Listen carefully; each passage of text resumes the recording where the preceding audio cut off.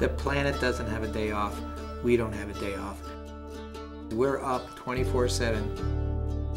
We're cutting down the rainforest, but we're planting a rainforest in every home we build. I can't stop population growth. What we can do is build a house that has near zero impact on the planet. In these times of political and philosophical polarization that stifles progress, sustainability is a uniting theme. It is something upon which we can all agree. Who can argue that we should strive for cleaner, healthier, more efficient, more economical, more risk-averse ways of doing things? The effort towards sustainability is no more than a fight for freedom. I started personally 1975 building a similar building. Wind power, solar comes into the second building here, which is a research center, basically a technology incubator.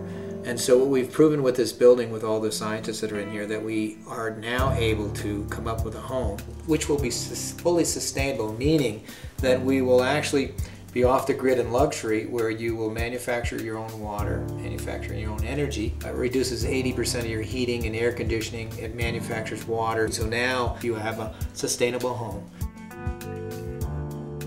Right behind me is one of the features of the pod, and that's the vortex system for aerating the water. This does several important things, and it's important to understand these systems, and if you're really going to understand how all of the water is being treated in this system. There's really three different forms of water that are going to be addressed in water treatment. One is the black water, which is really the water just from the toilets. The other is the gray water, which is the water from the sinks, and it might have soap film or a little bit of dirt in it, maybe food particles. And then the third type is, of course, the atmospheric water, which is ultimately going to be utilized as the drinking water supply. It's been a continual flight, because I've always gone in and done things what they said, it cannot be done, it's an impossibility.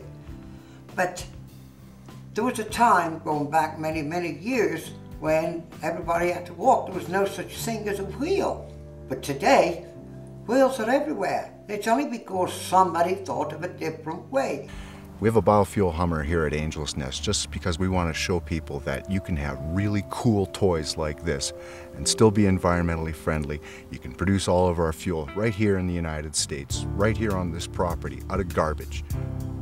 My name is Ed Minshaw. I'm originally from Alberta, Canada. I'm a physicist and an electronics engineer. What we're doing out here is trying to save the planet one home at a time. The Earth itself is a completely enclosed life support system, and we're soiling it.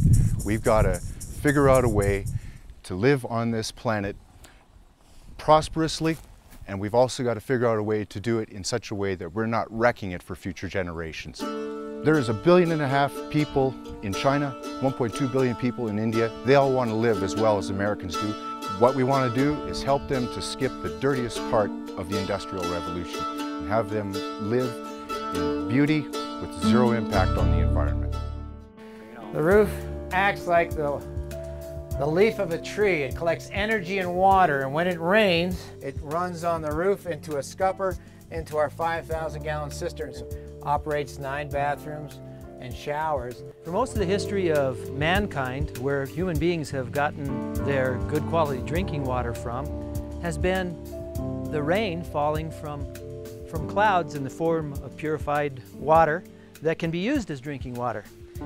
We use that same concept, only we facilitate, and here's our mechanical cloud system here. From the evaporation of the atmospheric water coming out of the greenhouse, forms a little cloud in there, and it condenses the water. It's purified and brought into good quality drinking water.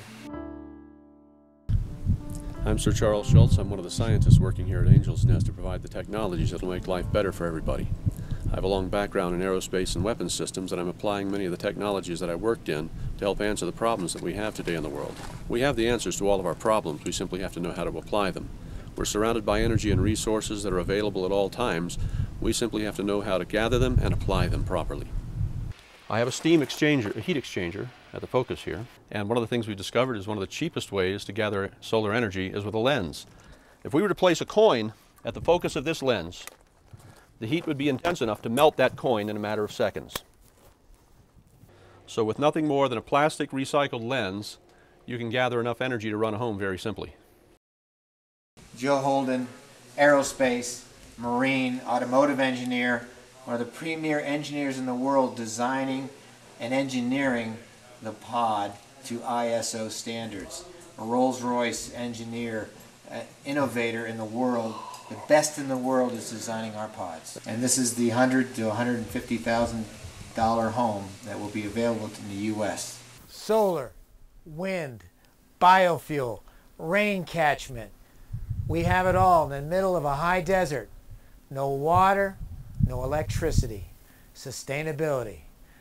There's the research center, and next year we bring you the 7-day home.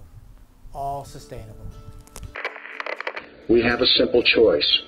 Continue down the dead-end road of wasteful uses of our resources that will cripple future generations, or join the renaissance of creativity that will positively change the world forever.